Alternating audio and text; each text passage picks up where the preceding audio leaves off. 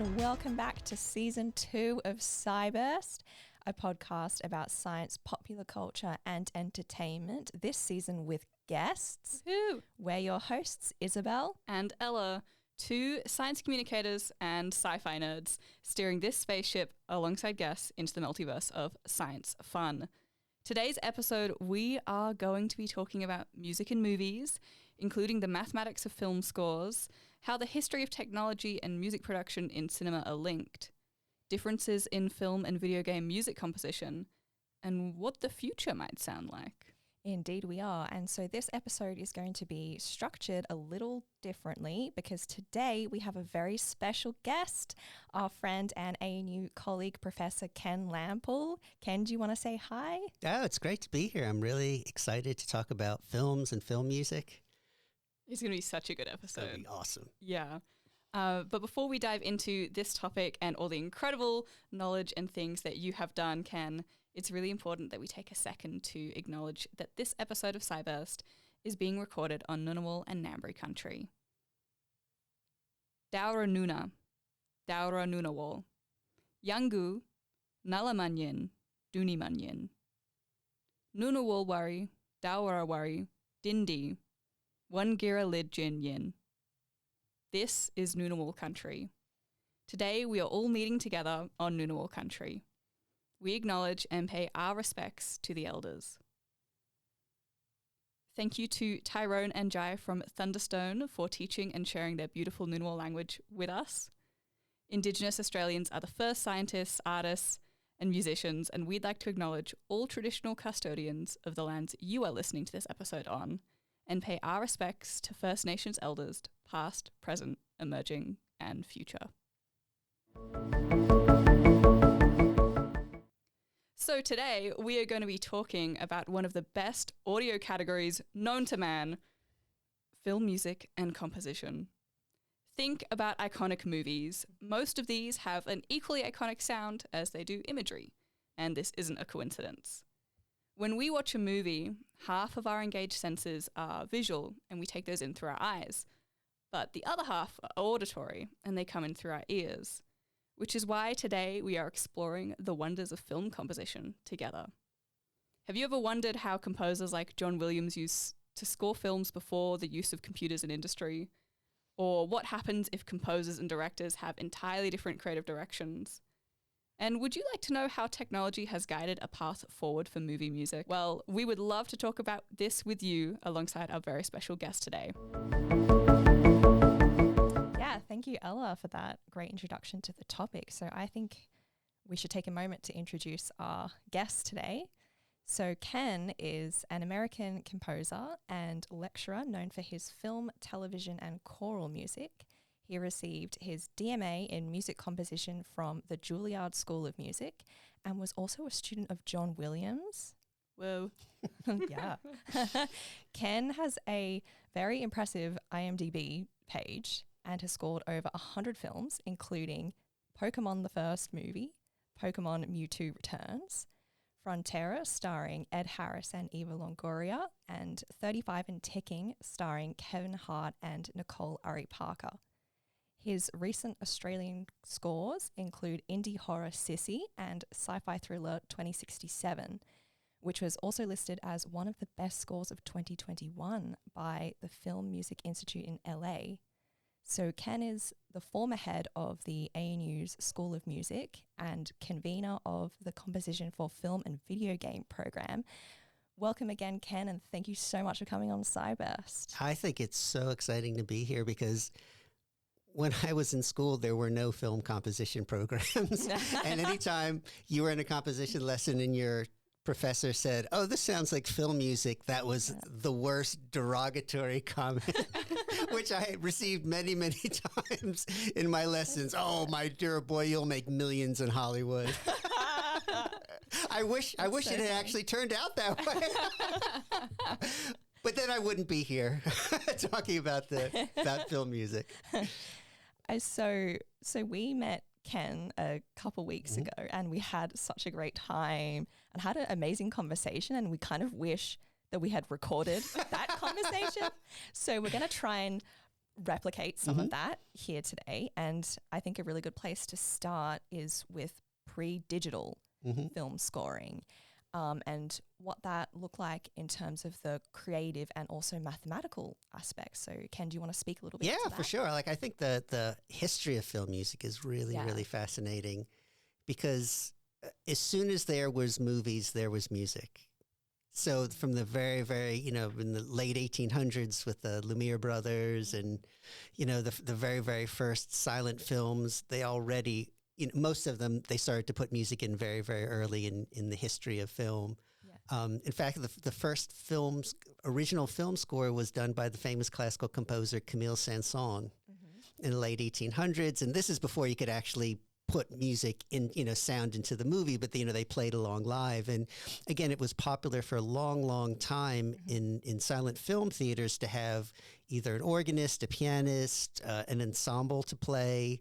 And a lot of that was, they say a lot of it was because the projectors were super loud, but I think a lot of it, and I think it's important to realize what music does in the film narrative, it's the suspension of disbelief.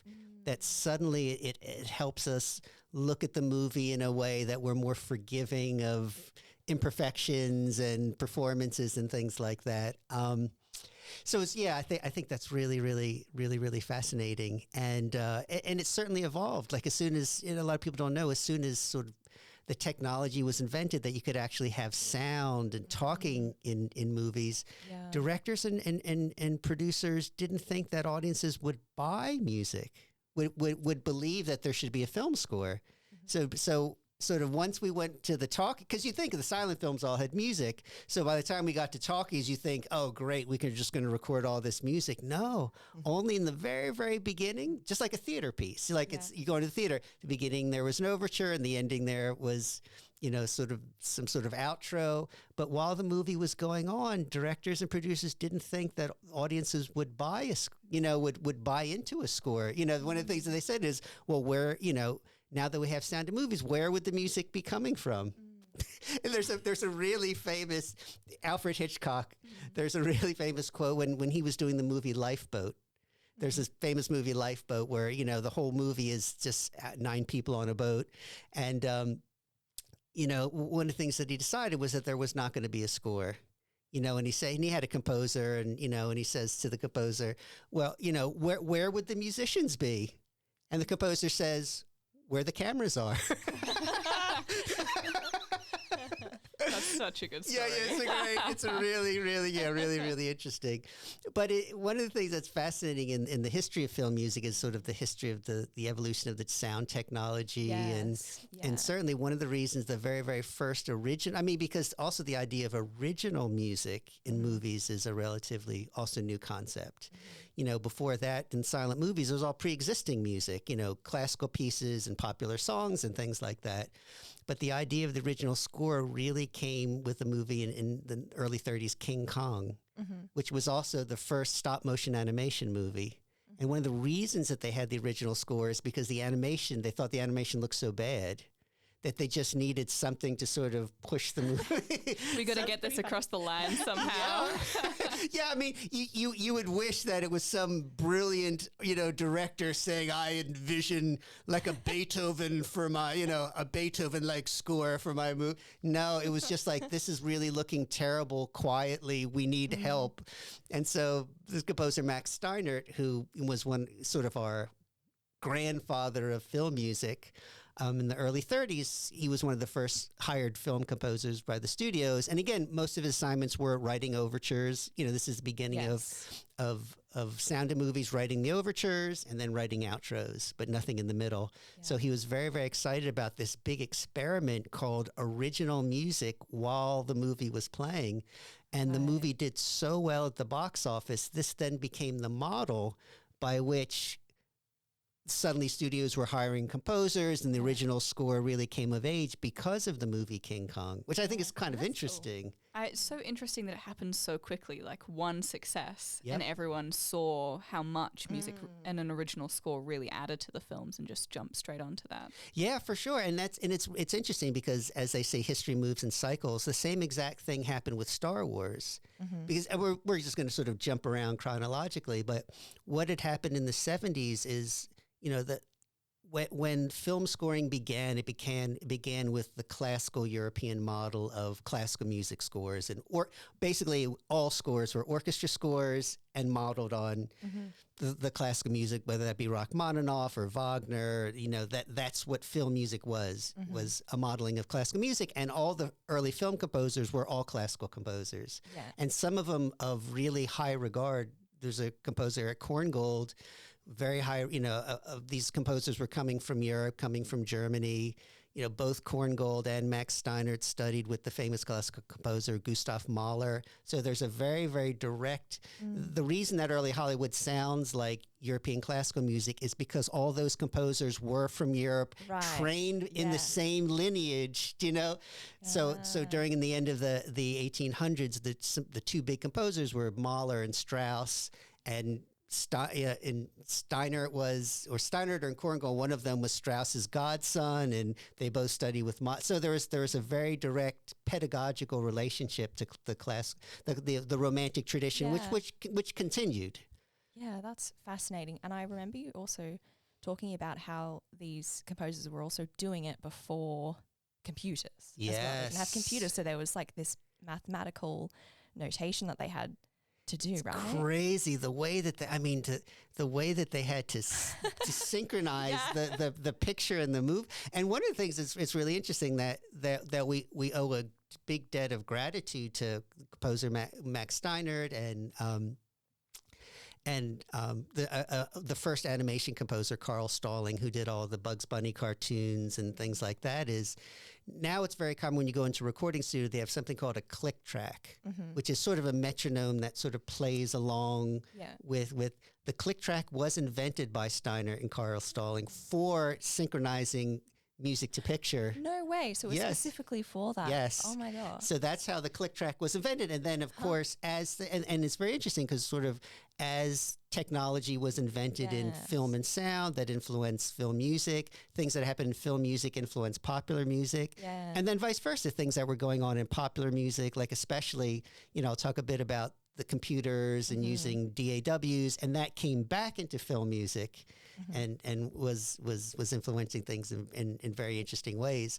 Yeah. So before there was computers, it was absolutely crazy. It's absolutely the craziest thing, because when I studied with John, he explained this system. And this was sort of, I studied with him sort of in the late 90s when computers were coming of age, and this way of doing it, no one really did it anymore. So it seemed like the craziest thing. You're like, what? So basically what they would do back in those days is they'd have the film, and in really until the digital revolution, everything was shot on film stock, and it would be developed, and then a film editor would cut the film stock and put it together, and then they would edit a finalized version of the film that they call a lock cut. They would also oftentimes, so that was what they were cutting on, because the technology of how they did it was super important. They was called a flatbed editor that had sort of four reels, and two of the reels were the movie and two were the sound. So you'd have to sort of sync these reels up. And so it was really, editing was a very cumbersome thing, because you'd actually be slicing with a razor blade. It was like a really physical, involved task. Yes. And if you slice the wrong spot, so irritating. So what they did is literally they would cut, and then they would hang up the strips, and we cut too much, and they would grab the strip and then add some extra. So the physicality of it was super, super interesting, So then what would happen in sort of the process of film scoring, they would hire a composer, they'd wait to this, they had what they called a lock cut, and oftentimes they threw in pre-existing music that they called temp score. Just as a reference, for tone sometimes, or a reference that the editor would have some sound or rhythm to edit to. And so then the composer would come in the lock cut with the director, and it's called a spotting session, and they would go through where there's music, where there's not music, what kind of music is. Somebody like John would go in with Steven Spielberg or George Lucas and then just take notes, music here, not here, what kind of music? Oh, you want something like that? Great, notes on a little yellow piece of paper.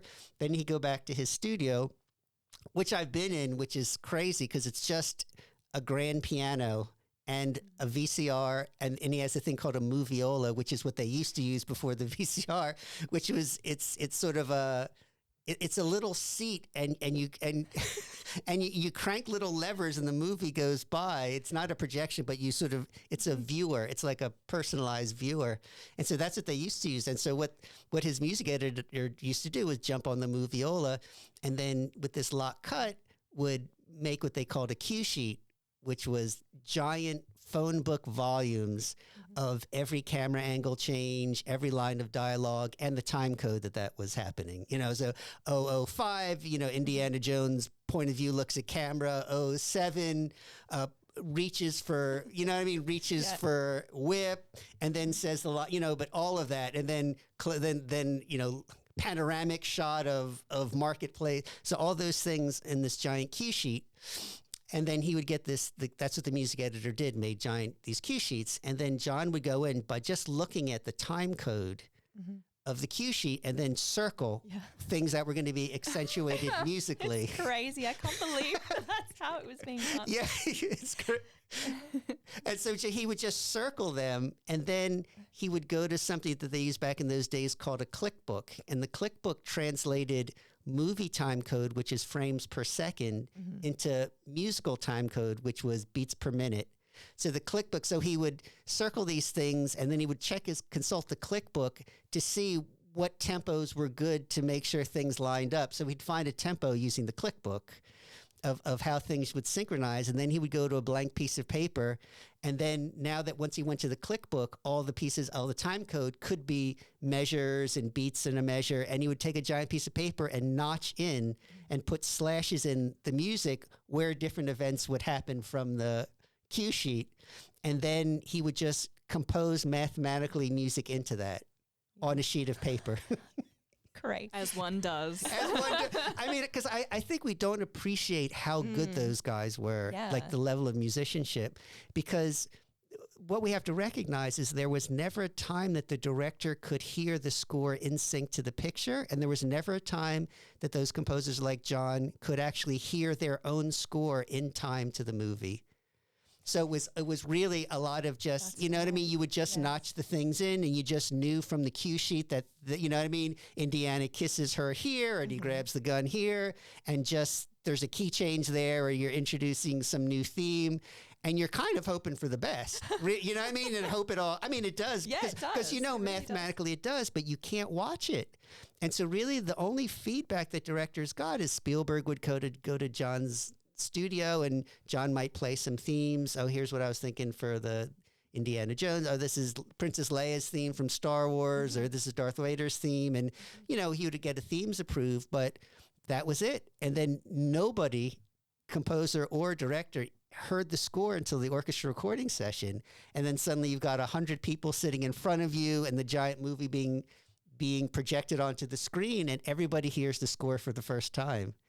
Meaning that if they don't like anything, you had to make all the changes with the orchestra musicians sitting there. Yes, that's right. I mean, it's the craziest thing. I mean, so, if he's sitting there with George Lucas, and here's some scene from Star Wars. John, I'm not really sure about that music there. It feels a little bit too big. Okay, great. And then John just starts calling out things. The musicians have pencils. All right, let's take the horns out, and let's add a flute line here, and just starts calling notes. And why don't we take out a beat here from there and add some bassoon here, and would just start calling out notes. Musicians would pencil it into their music, and then they would try it again, and John Williams would look at George Lucas. What do you think now? Oh, it's still not quite right. I feel like we're getting to this moment too fast. Great. Let's add 2 beats in bar 57. And in those 2 beats, trumpets, I'm going to call out notes. And he's just calling out notes to musicians with pencils in their hand.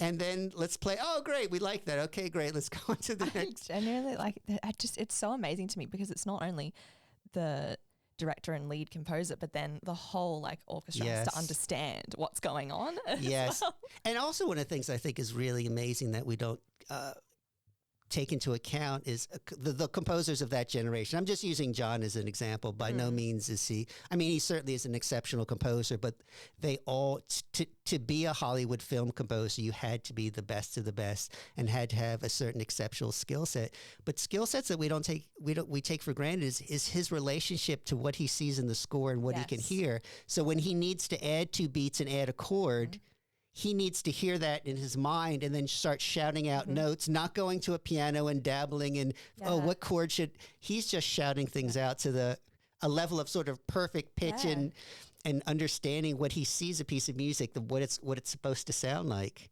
The skills that nowadays we don't really need because we have a computer to replicate everything.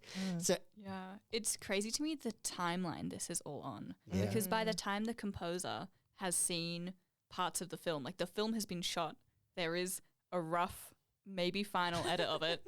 They're then doing the music. All this is happening post-production, and they need it to go as quickly as possible.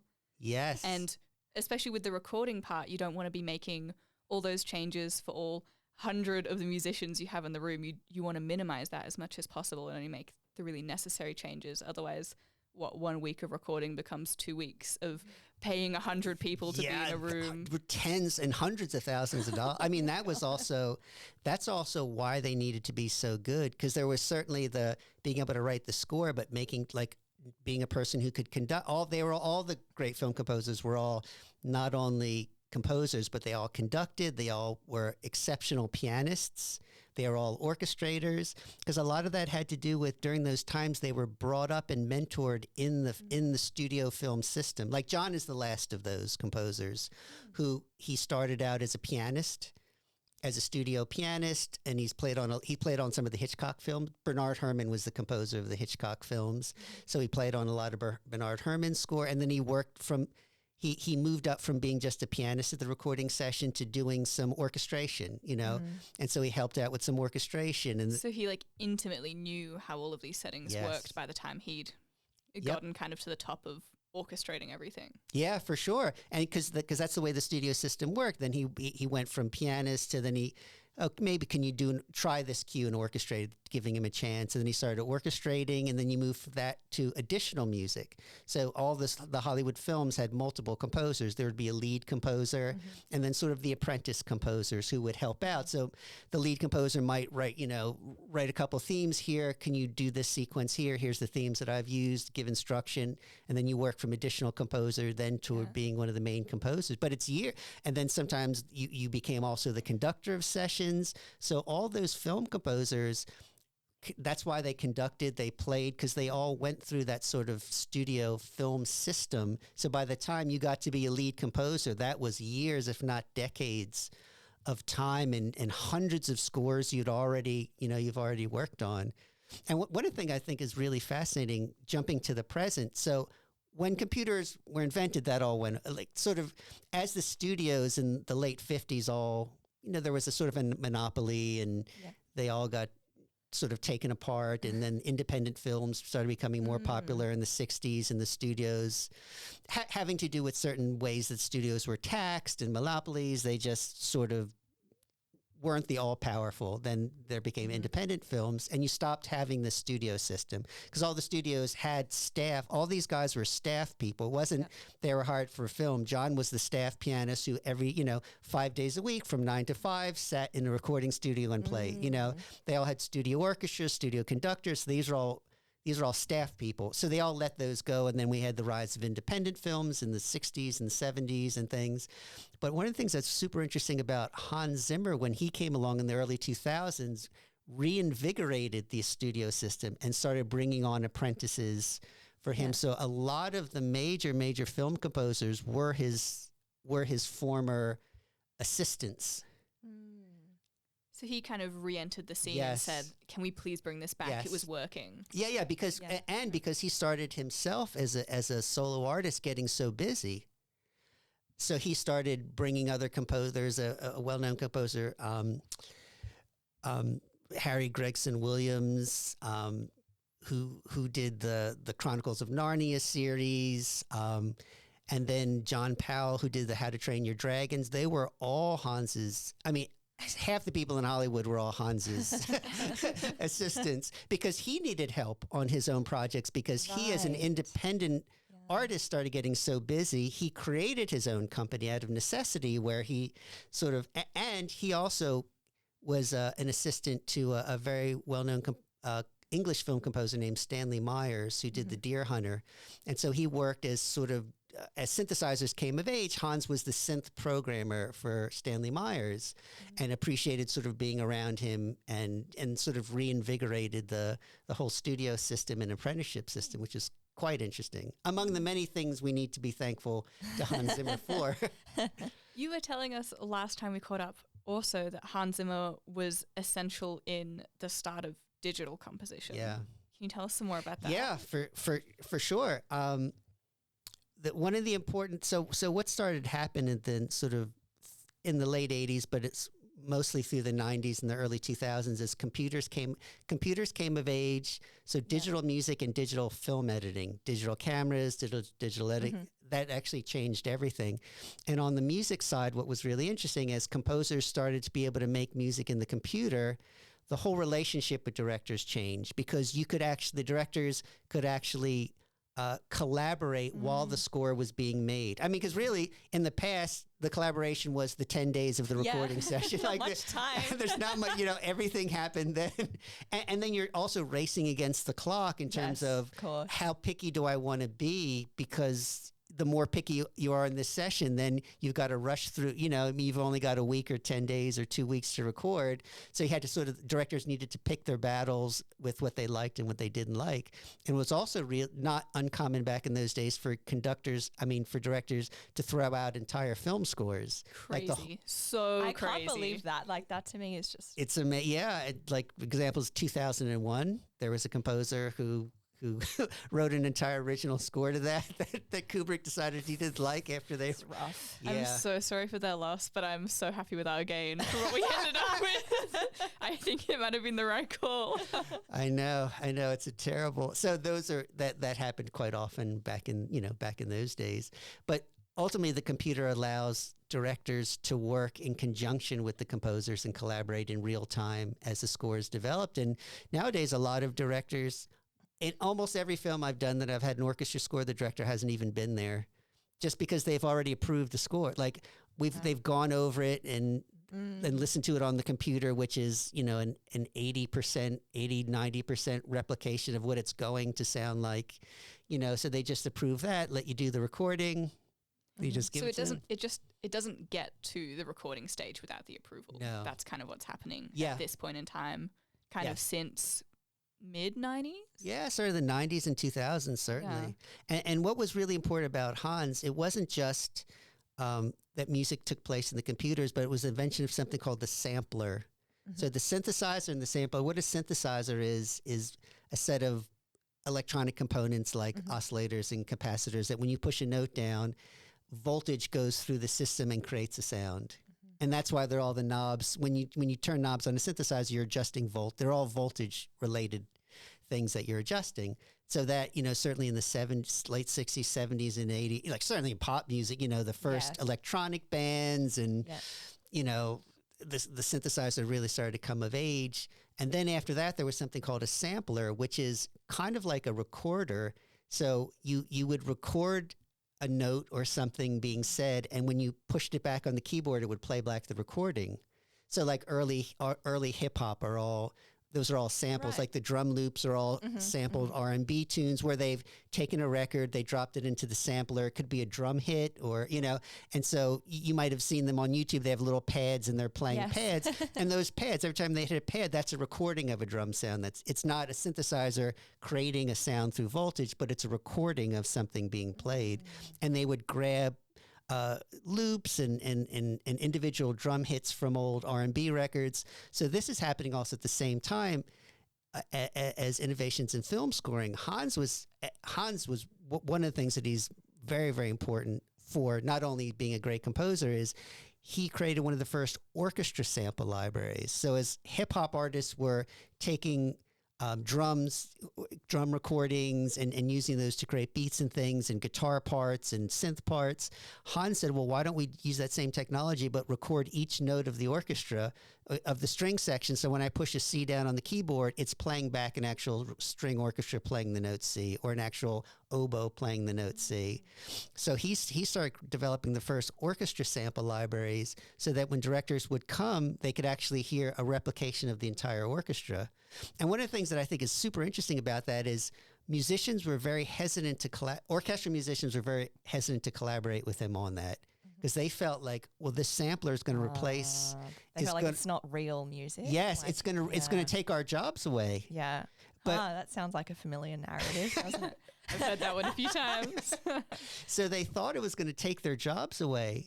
So they were very hesitant to collaborate because if you got the sample, if you're an oboe player and Hans is sampling you and you've got the sample, that's your playing. That he's the sample instrument that he's made is you, and that could replicate you. But ironically, what happened is the sampling technology became so popular that now more directors wanted a live orchestra. Yeah. So the opposite had happened. The orchestra increased, in its popularity and its and how many directors would use an orchestra increased because of these sample libraries that Hans created. So cool. Yeah. I love that. I love that it had a happy ending. Yeah. Yes. And then all the recording artists had to go and have other jobs. Yeah. Exactly. I mean, sometimes you wonder, is this the same as AI? Do you know what I mean? Yeah, exactly. Because it's when the sampler came of age, it was the same sort of conversations as we're having now with AI. Yeah. Like, will all musicians be replaced and this sort of thing? But certainly in the musical culture of that time, it actually reinvigorated the interest that directors had in the orchestra score because now, you could what we call it an orchestra mock-up, meaning that on your computer you can give make something that sounds almost similar, something similar that can almost replicate the actual sound. So that's super, super, super important about Hans and such a different way of working than the earlier directors, than a George Lucas and a John Williams collaborate, like the way that Hans Zimmer and Christopher Nolan would on Inception or Interstellar, where now that you have music being the possibility of creating music in the computer, then Hans writes all the music before the movies. So this is a really big deal too, is in the earlier generation of John Williams, you needed to wait till there was a lock cut, and then your job as a composer was to compose music and sync it to the picture, because there was no other way to do it. But now with the technologies, like somebody like Hans is, for Dark Knight writing like 6 hours of music before the film, and then Christopher Nolan takes it and puts it in where he wouldn't even for Interstellar, he wouldn't let Hans even look at the movie. He wanted all the music out front of the movie without being influenced by what he was seeing at all. And so it was Nolan and Christopher Nolan and his editors that decided what music should go where in the movie. Huh. That's such an interesting creative companionship or like partnership of directors being like, here is the idea, here are the themes, here's the vibe, and then the composers go away, compose maybe at the same time that the film is being shot, and then you bring them both together at the same time. Yep. And it's interesting because because I just did a book chapter on this, so this is super, super interesting. So that way the music can also influence the film, can influence if the music comes ahead of time, the music can influence the style, the pacing of the edit, and things like if it comes before they even shoot, could even influence the way that directors would conceive of the film and how it should be shot, what kind of colors, and could also influence, if the music is played for actors or actresses, could influence performances. So you've got a way when you're writing music ahead of time that it actually influences the course of the film. So and it's interesting too because John Williams does never, because he's gotten the opportunities to start composing from a script, but he never does. He only what inspires him creatively is watching the picture, because what's crucial to him is when things occur in music's relationship. It's not it's not what you, because he there's a famous quote, it's not what you write, but it's when it happens that's most important. So for him, he doesn't never read a script. He goes to the locked edit, and wants to be inspired by music's the synchronicity and the timing of it at the same time. Whereas a lot of composers, like now, it's starting to become much more common to compose before the movie. And for Interstellar, Hans had no say about where music went. It was just all ahead of time. You know what I mean? Yeah. So it's sort of taking some of the creative control out of the compose, even though there's the pros and cons, right? It influences the movie, but you're taking a lot of the control out of off the composer. Yeah, it's interesting because technology kind of enables the ability for all these choices to be made. Yes. Then it goes back to, well, the director gets to choose, and if they say to the composer, you have choice about when you want to compose, then that's great, but it might not even get to the composer to make that choice. Yeah, it's interesting because I also think it's affected the style of film, the style of composition, the way composers compose a lot. Like if even listening to if listening to the music to Star Wars versus listening like two science fiction movies, listen to the score to Star Wars versus listening to Interstellar, both great scores. The Interstellar score, the Interstellar score is very ambient. Big textures, organ themes repeating over and over again. There's not a lot of necessarily like rhythmic synchronicity that when you listen to, like a cue from Star Wars, you can hear da da da da da don don don don don. You know what I mean? There's so many different themes, and there's a lot more information coming at you that you can hear. Is if you just listen to anything from a soundtrack, you can hear stuff must, even though you don't know exactly what's happening, you can hear. Oh, the good guys are coming here because we hear the fanfare, and now there's bad stuff I can hear because the music is getting creepy. But the pace of the music is a lot faster than when you. And again, Interstellar, another great score. You know what I mean? But it's just long. It's like it moves at sort of a glacial. It moves at sort of a glacial pace. Sort of like I think about it like sort of like looking at a Monet painting. It's just these beautiful colors versus looking at something that might be super realistic or photoreal, that in earlier styles, it's about a specific kind of thing. Yeah, it's more atmospheric. Yeah. That like soundtrack. And so that's, Interstellar was 2014? 2014. Something like that. I want to say that. So that's like 2010s. How has it changed? Has composing for film changed in the 2020s? Oh, yeah. For sure. Yes? Yeah, I think one of the things that I think is quite interesting that's happening is, and I think some of it, I'm not sure due to Hans Zimmer or he's reacting to something that's happening, because scores have definitely gotten more atmospheric in general. And I think we've moved away. The earlier classical-based film scores of the studios were all very thematically organized. I mean, like a great example is if you were just to go out on the street, most people probably have seen some Star Wars movies and probably seen Interstellar. And I think if you were to ask people, can you sing a thing from Star Wars? Everybody will go da da da da da da da. Yeah. And if you ask somebody, can you sing the theme to Interstellar? You're like, no. Not really. You can't really. You know what I mean? It's a great score, but that sort of thing that we've moved sort of away from that thematic, because I think the thematic scoring was very much part of the tradition of classical music, certainly, and also part of the way that films were shot was to have that kind of score. Because even like if you look at Star Wars, it's shot differently than Interstellar. Interstellar, you've just got those beautiful shots of space and that amazing black hole. You know what I mean? And you're just sitting there with your jaw on the floor, just. And the spaceship is teeny. You know what I mean? And it's like it's going by like a glacial pace, and there's a giant black hole, and you see the event horizon. It's a very slow. There's a lot of things that are because special effects can be so beautiful. We can and especially in a film like that, we can take moments to just be in awe. Where there's no special effects in Star Wars that you're like, wow, that's so, you know what I mean? It's like, let's move as fast as we can so we don't know that there's, people in costumes. You know what I mean? It's just a model of a Death Star. And we're going to have like cheesy explosions and stuff like that.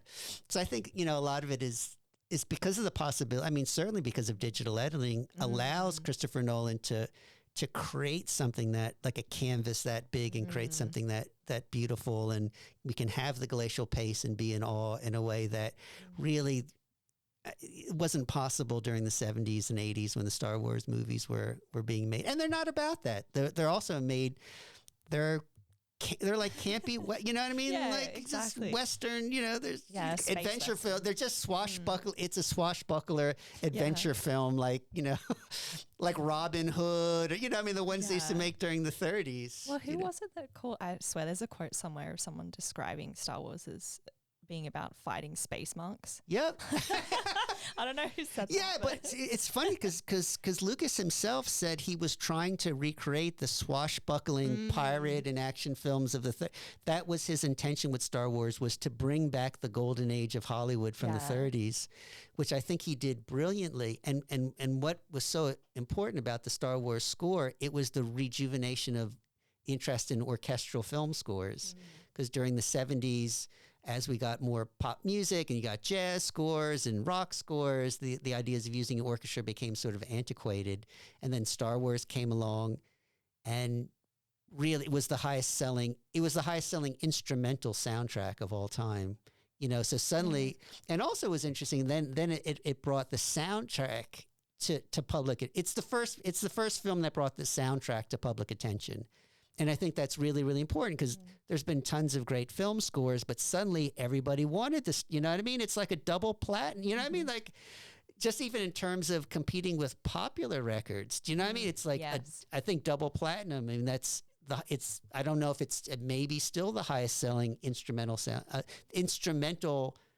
record of all time. Not just in the movie sphere, but instrumental record of all time. Well, it's like what you were saying before, that it's brought back the cycle of orchestral music being popular again, and starting that off again, which I guess we keep seeing time and time again. But also, when we were chatting about this the other day, you mentioned something about the technology in cinemas evolving alongside this release. That's right. Yeah, because the other big deal about Star Wars, it was one of the first Dolby surround films, and the whole vision that George Lucas had about how George Lucas actually had a vision about how the movie should sound, which was sort of unique in terms of a director, because he wanted it to sound like it sounded in the mixing stages, which is a surround sound. So a lot of it is, as it became popular, he insisted that they only be played in Dolby surround theaters, and he partnered with Dolby to create another surround sound technology called THX. So it's interesting, the idea, because how sound came into film in the first place was that film companies started getting together and collaborating with technology companies. Yeah. So the early, some of the first sound films were, there's a company, RCA, that made a lot of electronic equipment in the U.S., and then they merged with a film company. I can't remember the name of the company, but they put out Citizen Kane and a lot of the first King Kong movie. So that early in the silent movie area, the film companies that partnered with technology companies, they together created the first sound technology, because each film company wanted something cool about their films to bring the audiences in. So there's very much a relationship between film companies and technology companies. But then once all the big technology got invented, that stopped. But then that was also something that George Lucas then went back and partnered with technology companies to create THX and be part of the Dolby surround, because he wanted his movies to sound different than other movies. Yeah, it's really, really interesting. Because I think because I remember because I saw the first Star Wars in the theater as a kid, and I remember how it sounded. And I think a lot of us had that experience, that it sounded different than all the movies we had heard. So much of the Star Wars, the iconic, I mean, it's an iconic part of culture, all cultures, not even just American culture, but part of why it became so popular, I think, was also, I mean, the movies hit the right, I think was certainly hit the zeitgeist of the time, but also sounded better than everything. It was a better score than everybody had heard in a long time. So there's so many boxes that it ticked. I mean, it kind of went viral, and it's the way things used to go viral before. It's almost every aspect about it was so memorable. Yes. Yeah. So I think that was a really important part of what put all of this back on, because I think also the idea of the surround sound and the sound of it also pushed the soundtrack.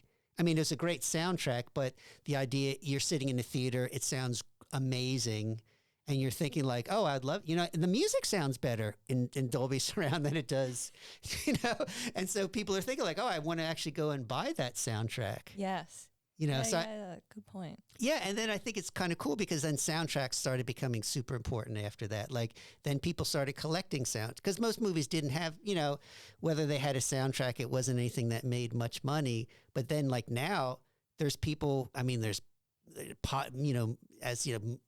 movie music podcasts, Spotify playlists that are, the release of sound. Then there are people who are soundtrack, like I used to be a soundtrack collector when they were on CDs. Mm-hmm. You know what I mean? Then we would collect them, and then that went. Now that it's on the internet, there are people who I know lots of people who just listen on their free time to just movie music, like when they're driving in the car. Like that's become like a legitimate genre. Like some people like R&B, some people like grunge, and some people like sound. Like it never was that. It was just this sort of appendage to films, but now it's actually a recognized genre that a lot of people listen to soundtracks and they've never even heard the movies, or they might be into anime music, or they might be manga music, or they might like period, you know what I mean? Yeah. And so there's a lot of, even my wife has, who's an architect, she just has tons of soundtrack in her playlist of stuff that she just has lots of soundtrack music. And I think that's common now on people's playlists that there's a mixture. Yeah. I think particularly study soundtracks because the lack of vocals. Yes. And a lot of the time, you can pick from different movies the scenes where everything is really focused and you're concentrating. And those are great ones to just like have on as you're trying to focus yourself. And I feel like a lot of friends that I've made at university are similar and will study to movie and film soundtracks. And I think that's a great way to use the soundtrack too. That's not obtrusive. You know what I mean? It's great because we just want to have some sound on in the background. It's not, not too intrusive onto. You got to pick them carefully though, because if you accidentally get one and it's like the bad guy fight, you can kind of get out of your Zen little mindset and go, or one that's like really dancey. Yeah. Want to get up and like, go and run around for a bit. One of the things that's so fascinating to me is there's a thing called epic music, which is like this hybrid orchestral rock music that's trailer music.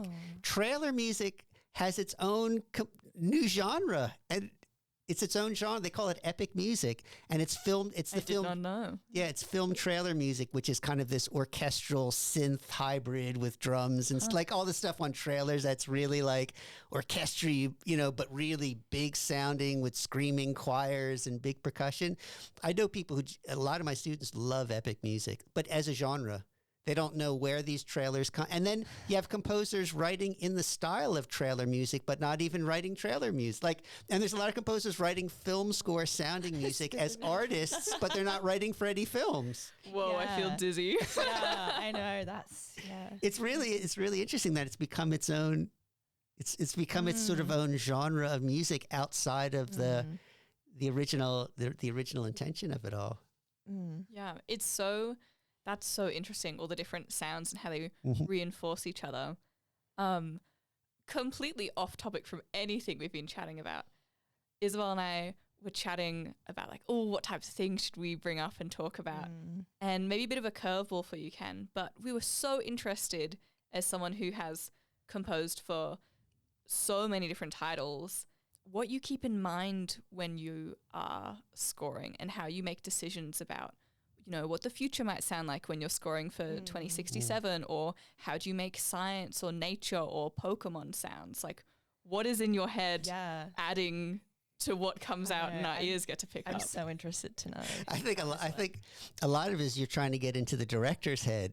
That's not so much about, that's the thing that I think is really cool. The thing I love so much about film music as opposed, because I've written a lot of concert music as well. And concert music is similar if you're a singer-songwriter. You're just doing your thing, and whoever likes it, likes it. Whoever doesn't like it, doesn't like it. But when you're in this world of film, you're kind of a gun for hire. You're there not for what you want. You're there for what the director wants. Yeah, okay. You're there, and what you're getting hired for is to be a good collaborator, which means knowing how to present some ideas, knowing how to listen for ideas, knowing when to suggest, when to go along. So it's a lot of it is also there's certain the language of music has a language. It's linguistically based. And a lot of it, you know, when I'll start working with a director, number one, finding out what movies they like. Because that's always the sort of the first thing is that's a good like, idea. you know what I mean? Like if it's inspiration. Whether it's a director that I've worked with before or it's a new director, I'll be like, hey man, you know, let's just talk, you know, what movies, what do you like? You know, we'll just talk about what movies they like. And then from there, sometimes they have specific score. Sometimes they'll come to you like, I want a score that sounds like da da da. Or sometimes it'll be like, I don't really know. I mean, that's the thing. That's the thing. I mean, I've been even told like some directors are like, I don't know. That's what I'm hiring you for. Just write stuff. He said, the director that I work with, Russ, he's like, I know what I like and what I don't like. I don't know what I want. Just write music and I'll tell you if I like it or not. No pressure. I think as a film composer, you look at the composing process in a different way as opposed to singer-songwriter. As when you're, I won't say singer-songwriter, but when you're an independent artist, you're very precious about everything. When you're a composer in this world, you're throwing out given the amount of music you have to write for a movie, you're throwing out at least 90% of it goes right. Like, so for any cue, maybe I'll do a cue 5, 10, 20 times with different music. But the skill set that you need for this universe is you have to be fast and flexible and come up with ideas in the face of constantly being rejected. Yeah. So I think it's a more sort of, I think a lot of the qualities are personal qualities. That can you imagine doing Q 19 times and they don't like it, and then having to go and do it the 20th time? You know what I mean? Also sounds so familiar. Tears streaming down my face. This is how scientists. Like, this is what their career is like too. It's like all those rejections from those like journals all the time. You experiment, you do it 50 times, doesn't work. Try so many different things. Yeah. It's not dissimilar. I mean, who was it that said it's about going from failure to failure with no loss of enthusiasm? Yeah. But I also see it a lot like science. That you're just trying to hit the right thing, and it's like, all right, do it again, and sometimes it's things that the directors say, films that they like. Like I always do research. Is the kind of composer I mean, there are some film composers who don't listen to. I have a friend, really close friend, Tyler Bates, who did the Guardians of the Galaxy movies. Tyler does not listen to any film music. He just wants to do he won't listen to soundtracks. He'll occasionally go to a movie, but he never listens to soundtrack. He just kind of wants to be in his own world. As composers like myself, I love, who are there are lots like myself who love listening to lots of we're soundtrack aficionados. We want to listen to everything. Hans is like this, likes to listen to a lot of music. And so before a project may listen to, if it's a horror project, like I'm working on a horror film now, and it's listening to tons of horror scores and figuring out how we want to approach it. Oh, that would freak me out so much. Yeah. But a lot of it too, I think, to be a film composer, you got to be a film aficionado, because that's the first language that you speak with directors and that's the thing that I found is if you know, and this is the thing that I tell my students is, because there's a lot of students who don't go to the movies or watch movies, and I'm like, what are you doing? Like that's how you instill confidence in a director, is that when they say, I'm looking for a score like something like the first Texas Chainsaw Massacre or Halloween, or Hereditary, some modern things like Hereditary or Talk to Me, or that you know those scores, and you can talk about it, those movies. It's just, so I like doing a lot of research. So I'll do a lot of research because I need to find something that's interesting for me to do in the collaboration too. Like, I don't want to write this, because a lot of times directors, they'll come in like, I really like the score you did to that, and that's what I'm looking for. Well, I don't want to do that again. You know what I mean? I just did that one. I did that. Like I need, but you need to find something else to do.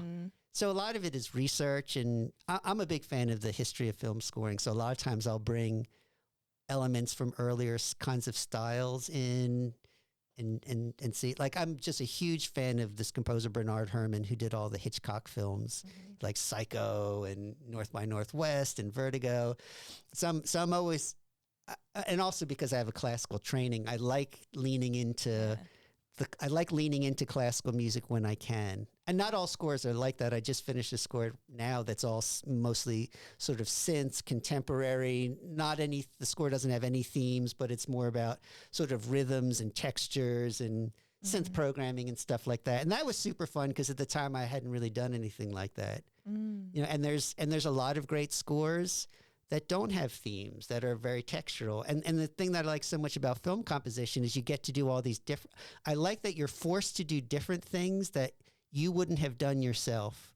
Because that's the thing, I think, that's the challenge about being any kind of independent artist, regardless whether that's a classical composer or singer-songwriter or hip-hop producer, is you'll always only do, left to your own devices, you'll always only do the same things over and over again.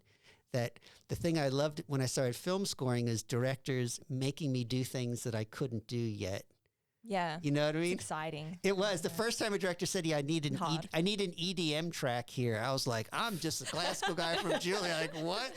It was funny. I did this television series called Born Again Virgin, which was sort of like a Afro-American Sex in the City. This is in the 90s. It was the score was all R&B and hip hop. And so, I don't know. I had done some other stuff. I'd done some just regular made-for-TV movies. I was working for this cable TV network, and I did some made-for-TV movies, which were mainly like orchestra with maybe a little pop piano and stuff like that. They liked me, like, oh, we're doing this. And so then I had to do like R&B and hip-hop for them. And so then they brought in another composer because we had so much music to write. And they said to me, I'd never met them before. They didn't know anything about me other than I'd worked with them. And so, I talked to the producer and he said, look, the turnaround time is so fast because it's, you're doing an episode a week or every couple of days and that's 20 minutes. Yeah. We brought in another composer. He said, but we brought in a guy who's more of a classical guy. You're our urban guy. And I'm thinking, like, to be the Jewish kid from, you know what I mean, who went to the Juilliard school, who's called the urban guy, because they had no idea that I went to Juilliard. They had we never talked personally about everything, that I got to be the urban guy on an African-American cable television show. Then I feel like I really made it. Oh, no. But then I had to learn how to produce hip hop. I had to learn how to produce R&B, and I had to, you know what I mean? All those different styles. All these different kinds of things, and I love that about film composing, that it's so broad that you go into all that you get to go into all these directions and learn things. Yeah, and so I guess that kind of leads into the next question. So you run this course that's on composition for film and video games, and I think our listeners would love to hear what the differences are between the two, if there are. Sure. Look, I think ultimately it's an offshoot of film music. Film. I mean, I think they're like cousins of the same. You know what I mean? It's like a brother or sister of the same kind of. Because the first multimedia, the first multimedia was opera in theater before there was even film. Just as film is an extension of opera, video games, I think, are an extension of film. And it's I think video games are very, very interesting. I don't really write video game. I've done some, but I don't really do much just because I haven't had the opportunity. Because in some ways a video game, like especially like a lot of the fantasy games and the first person shooter games, are stories. They're narrative, because a lot of video games are modeled after the narrative storytelling process of film. Not all of them, I mean, some like, Candy Crush or Plants vs. Zombie. You know what I mean? They're just super fun, but a lot of them are narrative stories that are built on the way that story arcs work in film, or those sorts of things. So I think I think that's where there's really interesting game music, and I think certainly an offshoot of the different styles of film music. The friends of mine. It's funny. I have a friend in Anzor who there's a game Fallout. Yeah. So Anand did all the music to the Fallout series, and one of the things that he was talking about was, because he's also done he did a lot of television before he got into video games. And we were sort of talking about the differences between sort of television, film scoring, and game scoring. And he calls game scoring more pure because you don't have to worry about syncing it up to the visual image, which I thought was really interesting. He says he feels because, you know, he was trained as a classical composer as well, and he said, because I just get to write music, and then the audio developers put it in, where they, you know, they give me a brief and they tell you we need a music that emotionally does this, that, or the other thing, and then, you know, I write some pieces. The same gets feedback, but it's he said it's sort of a pure thing, and that, you know, when parts of the music repeat until you get to a certain level, I don't do any of that. That's what the sort of the audio people do. Yeah. So he said just writes tons of music. But I think one of the big differences is the volume, the amount of music. Yeah, the length of it. Yeah, right? I mean, like he'll write like for Fallout like 6 hours, 7 hours of music. So even though I'll complain about like, oh, I got to write 90 music. Oh, it's a 2-hour film and I did, you know, 2 hours worth of music for it, you know. And he's like triple that. Yeah.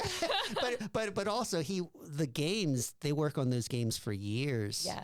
Yeah. Those are, I mean, he'll like, years. I mean, he gets booked. I mean, and that's what he'll do for 2, you know, that's what these composers will do. They're booked for 2 solid years on a game, you know, churning out that kind of music.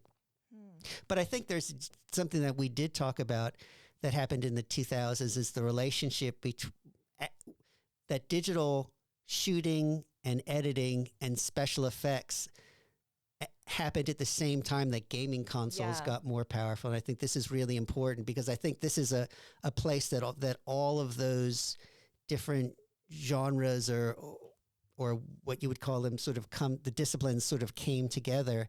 That one of the reasons in the sort of early 2000s that you had orchestra scores in the games was that the consoles got powerful enough to run those kinds of scores. And that's why in the early games, there's sort of an 8-bit they call sound, because that was the game engine, that the game engines got, they had processing power where you could have an orchestral score that evolved over time as the journey evolved.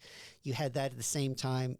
And I call it the beginning of the franchise, which I think is really, really important because I think there's been a movement in film to get bigger and bigger, which sort of in the 70s, you had in some ways, the birth of the trilogy with Star Wars and The Godfather, which evolved eventually into Lord of the Rings. And many of Batman moved like the trilogy. And then as video games came of age, then that all became sort of this franchise because then you've got the video games, you've got the trilogy. The trilogy in some ways became the television series that we like the streaming series that we see now. Because the same in the 2000s as they started being able to, television came of age as well. Because once you shoot digitally and the prices of everything came down, because the difference used to be between television and film is the production quality of film was much, much better than television.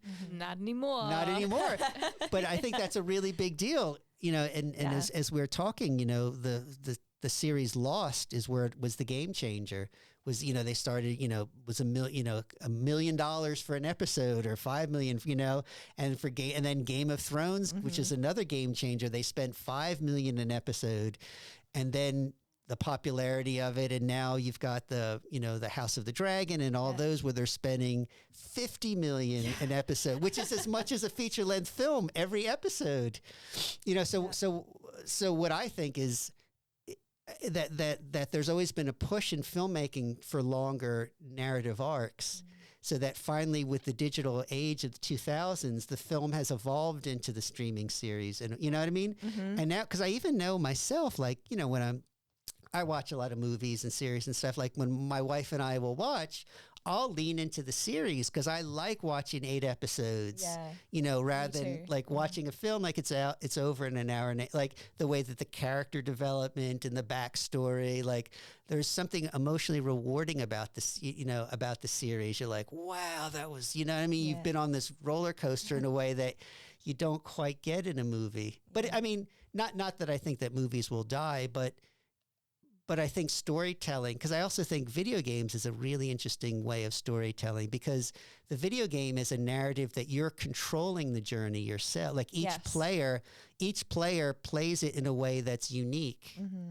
So it's if we see, I mean, as if we see the expansion of storytelling into the series, we see the gaming is the same thing, the expansion that every time you play the game, I mean, the role-playing games, not every game, but those kinds of games, you're creating your own individual, you're creating your own individual movie in a way, and an interactive movie that the soundtrack is evolving. Yeah, totally. That's what I love about playing those sort of open world RPG style, like The Witcher. Yeah, that's a great one. My dad really likes the Zelda games. Classic, really, really classic. So I think we've just seen, because of the digital technology, with just this expansion of the length of all these kinds of things. Yeah, and it changes our relationship to these different forms of storytelling, I think is kind of what I've been coming to in my head as you've been saying all that. It's our relationship to movies has changed while TV shows got better production values. We can go on longer arcs with them, but that doesn't mean that movies are dying. It means that the way we view movies is different to how we did before, and now also video games are in there. We just have so many different, again, I think technology has enabled options for us to pick what relationship to storytelling we're feeling like at one particular point in time or another. One of the things I think is so fascinating is us as human beings needing storytelling. I mean, because I was just thinking back to sort of, I was just watching something and they were talking about, they were showing like Neanderthal or early man cave drawings, and you're thinking they're like tens of thousands of years old, but thinking how human beings, we have this impulse because we think in, we think in stories and narratives and myths, and thinking about how Star Wars isn't different than the Iliad and the Odyssey, is not different than the biblical story. You know what I mean? Or the stories of any culture that goes, the creation myths that every culture has, you know what I mean? And the myths of the stories of redemption or resurrection that every, across the world, but I'm just fascinated by stories and that we think and conceive of our own lives. Because that I think is fascinating too, is that when we think about our own lives, we don't think about, oh, I was born and then I went to school and then I studied this. No, you think about your own life like a heroic. Do you know what I mean? But every human being does. Like, you think about your childhood, and then there were the challenges and things that you surmounted, and you're kind of Luke Skywalker to yourself. So I don't know. Yeah. I've always been really, really interested in mythology and just stories in general. This is such a great ending to this podcast. I love how we've kind of gone on this whole journey throughout the space and time of technology and film, and we've come to, I guess, what ultimately is at the middle of it all, which is trying to find like the best ways to tell stories. So thank you so much, Ken, for helping us out, having such a great chat with us. We're going to move into some questions we have for our audience. So we always like to wrap up our podcast by giving our audience some extra things to think about and walk away from this podcast with, and kind of direct their thoughts as they reflect back on, quite honestly, like the hurricane of history and the swirl of conversation we've had. So some questions we have for our audience are, I'm really interested to know, after listening to this episode, what movie do you immediately want to go and rewatch and listen to first? Like what one movie is everything in your mind shifting about and you just like need to go back and watch? Oh, I haven't. Can I add a question? Yes. I'd ask the listeners to think about what movie is the story of their life. Whoa. Or extending it to what soundtrack would be the soundtrack to the story of your life. So, Ken, there's one more thing we've been asking our guests to do at the end of every episode this season, and it's something Ella and I usually do, but we thought since we're having guests, it'd be more fun to get them to do it, and that's some pop culture media recommendations.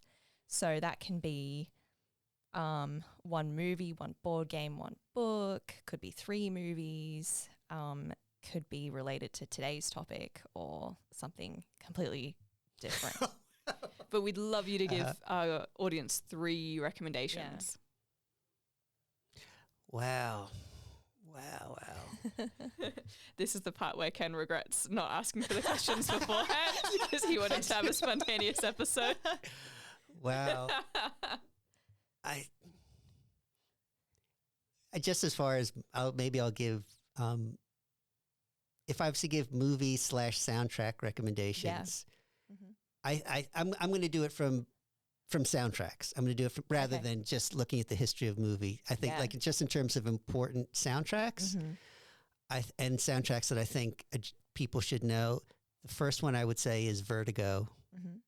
Hitchcock's Vertigo is one of the greatest soundtracks of all time. I think very interesting. Certainly, any of the Star Wars movies are great. I think Lord of the Rings. Yeah. Lord of the Rings is really, really a great soundtrack. That is 3. Okay. Technically. Unless there's another one you want to add. Yeah, look, I think also, and I'm going to add Inception. That's one to watch. Both the Dune movies too. Yeah. Yeah. There you go, listeners. You got 5 recommendations this time. Woohoo! Yeah, that was loads of recommendations. Well, thank you, Ken, so much again for coming on this podcast and that great discussion. Stay nerdy, everyone. Stay nerdy and join us for the next podcast.